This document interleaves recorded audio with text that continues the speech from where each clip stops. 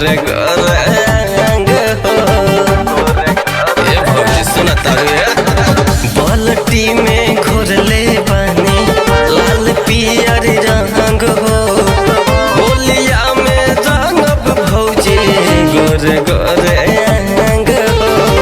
चोली में जब जाई रंगवा, चोली में जब जाई रंगवा पर गुद गुदे डाल पेटी कोट में रंगवा भगवो तो खुद को दे।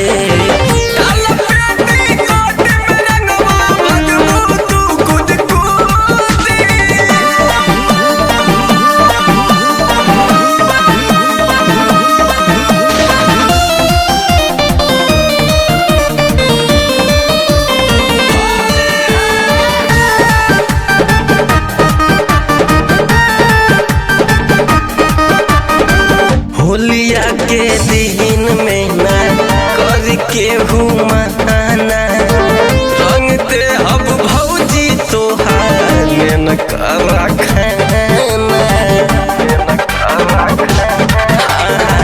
होलिया के दिन में ना करके घुमाना रंग दे अब भौजी तोहार में न करा खाना।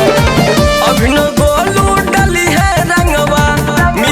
सुनील डली है रंगवा हो जाई बूढ़ी डाल पेटी कोट में रंगवा भगवो तो खुद को